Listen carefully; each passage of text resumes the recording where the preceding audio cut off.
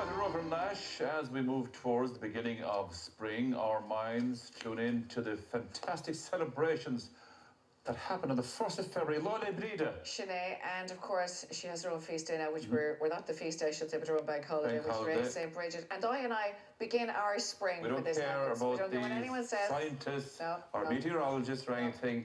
The 1st of February morning is the beginning of spring. Yes, so Shane Lahan is here with us, our resident folklorist, to tell us some stories that lesser known facts and lesser known details about our much loved patron saint. Patroness, is that how you say it? That's absolutely. Listen, I'm with you both, you know. Yeah. I've been kind of having a love affair with Brigid for years, you know. And I often say to people, Brigid pays my ESB bill. Because I've been talking about her for so often. But I'm with you. I have that feeling. I've been waiting. I'm still in the doldrums. I'm waiting for the 1st of February where everything is going to kick off. This is the growth and everything that starts. And you know what? And, you know, this might sound strange, but it's essentially the female time of the year. This is the time of birth, it's a time of renewal, it's a time, and it's no wonder at all that we have this wonderful icon, if you like, of femininity, of motherhood, of everything positive about... Of toughness too, though. Of toughness, I love about her. But of rebirth, that rejuvenation that's there. And you know, long before, I suppose, we had Saint Brigid, we had female figures who were representative of this as well. Deities, goddesses who were there. Not just a singular goddess, but there's a lovely phrase, I think, from Cormac's glossary, a 9th century text. He says, amongst the Irish, any goddess used to be called Brigid. So any goddess, So Brigid was that sort of female figure, and in fact, so she had the qualities of all the others put together. Absolutely, I think in what we call cosmology, we talk about the female as such. There's some lovely images that I picked out for you, Dahi, because these are coming to us from places like the north of England and so on. And when we look at them, you can see they're in triplification. Three deities together. These were the genus Cuculati, as they were called, the hooded ones, okay? And we often associate, of course, Brigid with her cloak and so on as well, which is very important. But whenever we see three deities together, we know that they are omnicompetent, that they did everything. And this sense of the female was absolutely huge in the past. And we inherited Brigid, I think, from a much deeper appreciation of the feminine and of the female and of the mother. Pre-Christian as well. Well, what you might call patriarchal. So if you think about it, think of the monotheistic religions, Christianity, Judaism, Islam, they all got rid of the female. They all pushed those aside. We have plenty of evidence prior to the beginning of that 2,000 years ago when the female is pushed aside. Just as strong as it's strange that there are three there, because we'd associate three now with Christianity as well, in one sense. Father, Son, Holy Ghost, the Trinity. We know as well, Brigid supposedly had two sisters. Brigid 1 was the goddess associated with learning, Brigid 2 was associated with healing, and Brigid 3 was associated with smithcraft. So you had those sort of triplification that goes on. But what happens then, of course, is that when Christianity does come in, okay, and it comes to us, of course, from the 5th century onwards and so on, we begin to find that these deities, these goddesses and so on, become Christianized. And that happens Brigid as well. And there's the king of Leinster at the time, Fuellan Mac Colman, he was going out with a woman. His wife was from the Fahartas, up in County Louth, and there was a great devotion to the figure of Brigid in that area. And what Fuellan he got in touch with a guy called Cogitosus, and Cogitosus wrote... Where was he? Yeah, he was a monk, okay, in Kildare. Cogitosus, yeah. I often say to myself, if I had a child, I could call him Cogitosus. I will call this child, I have Cogitosus from today on. Cogitosus, come in for your dinner. Your dinner's poured out. You know? Unbelievable. But anyway, in the year 650, Cogitosus wrote the life of Brigid. And there is no detail whatsoever in that, except miracles associated with nature, with fertility, with animals. Like I was going through the life the other night, just thinking about it.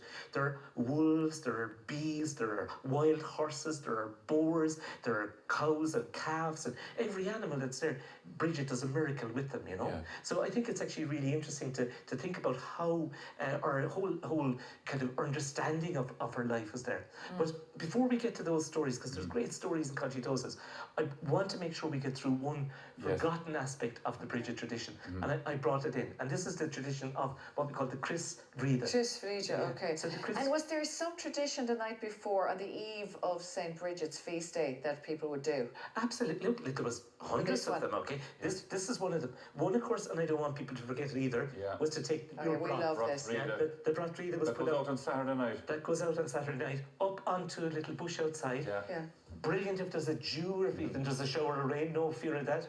The wetter it is, if you like, in the following day you come in, my goodness, you could rub it all over yourself, keep it for the rest of the year. That would have great positivity in your life. Healing if you had a toothache or something like that as well, or a headache. And particularly long ago, it was very important for women. They used to use it for if they had menstrual pain, if somebody was pregnant, it was brought out as well in childbirth. This was great. The girls long ago used to bring what we call the brídóg, okay? So the biddy. So you go out on the biddy as well, and the girls will bring it around. But interestingly enough, on the Aran Islands and in Galway, in Mayo, Sligo, you had this tradition that is kind of forgotten about, and the boys used to bring the Chris Vrida. But what was this for? So what happened here is that this is a piece of sugan, okay, a piece of straw rope. All day yesterday, myself and my pal Peter Roach, we were off twisting and winding the.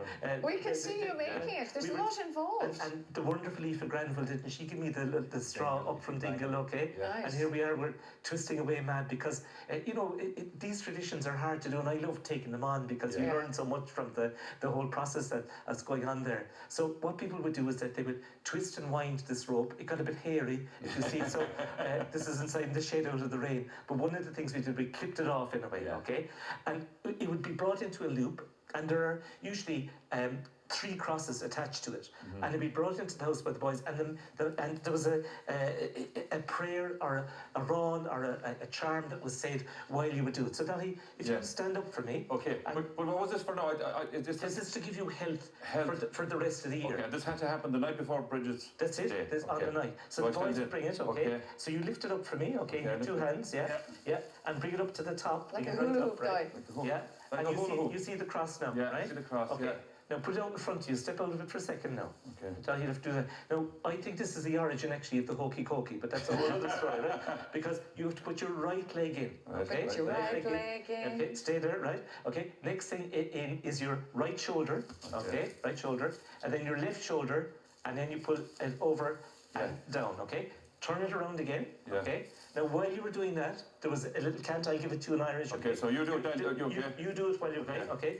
Chris, Bríd mo Chris na Geracross, Mura a cui gown, agus Bríd a hánig gas, mas far shiv anov, go mas shat far of shiv, blian on anov. Okay, and to go again for me, we'll say Bridget. The same leg. The same leg. Across, okay, shut up. Mary went into it, Bridget came out of it. May you be 7 times healthier this day from this day onwards. So this was something that everyone did long ago, and if you like, they were delighted to do this because it was a ritual that protected you. It felt good about it. It felt good. Yeah. You felt that this was the new year. We're casting the past behind us. And was that the boys did that one and the girls had the brídóg? Yeah, that's it exactly. So this was, and they got a few bob. They got maybe an egg or a potato long ago if you were lucky. They got some money or sweets. The way that people got little gifts as you went along. But it's really interesting that this tradition, if you like, is forgotten about. And I was delighted that we bring people's attention back to this one. Would they keep this in for next year, or would they make a new one? Do you know something? I don't really know the answer. They didn't throw anything away. Everything was thrown away. Well, I had this, believe it or not, hanging out in the shade, okay, from about a year or 2 ago. And when I went to fetch it, it kind of fallen apart. So I had to make the new sugan. But those crosses were the original ones that were on my first one, okay? Lovely. So I think you're right, Dahi. Nothing which had sacredness or holiness was taken away. Probably added to it maybe every year to kind of fix it up for this time of year. But it was really nice. So we've brought various Bridget's crosses in. And do you know I brought them in too? And I'm going to hand this one over to you, Mark, because I know you enjoyed this one. Well, I was in the home on the island, the community nursing home on the island the last few days, and Vincent McCarran, and you know Vincent from Inishmore, came in to help the residents and to show them how to make these beautiful crosses. And one of the carers who works there, Mary, said to me that she said it was something like this. And I meant to bring it, but I didn't. I forgot to bring it down today. But it was a St. Bridget's cross. There was something in this shape that was the original one they used to make on the islands. We'd more be used to this one these days. The kind of one we see everywhere. That's but Shane, what's the story with the different ones? So I think that the RT cross has kind of come to dominate our ideas. It has. And this interwoven cross here, this lovely, if you like, it's beautiful. It's very much a symbol that we associate with the female. Yeah. And like some of the crosses that I brought in this year as well, this is the three-legged cross, for example. That triangular shape in the centre, and sometimes even these little ones here. And I brought them in because I wanted to show you the colour difference as well that goes. This is last year's, and this is this year's. But is there a thing, Shane, if you bought a house that you'd have a Brigid's cross over the door, and you know how long people, or how old the house is by the number of Brigid's crosses that were there. It into the they keep them in there. You put them up there, and you would keep them down right through time. And when the new family would move into the house, they'd take them down then. Would they? They'd take them down. They'd wait until the bonfire in the middle of the summer, that they'd get rid of them there because you couldn't dispose of anything, as you said. But the new family would begin the crosses again. And that's how you'd know the age of the family that were living in the house at the time. Do you know what's nice as well is because wherever you live and whatever material is surrounding you, like the other day the crosses that Vincent was making were out of sally rod. You know sally rod? Oh. Yeah, and they were like a basket. They you were, know, they were tough, yeah, they were lovely. And so I guess is this reeds? These are rushes as well. Rushes, yeah. So wherever in the country, that's why the crosses were different, I guess, was it? Different traditions and different styles. And different materials. Yeah. But listen, there's so many lovely things to talk about Brigid, and one of the things I wanted to kind of share with you today was we have stories as well about Brigid. There's a great story about her when she was born. We've mentioned cogitosis, right? So we're talking about the 7th century now. So this isn't me. And one of the things is that Brigid was born neither inside nor outside a house.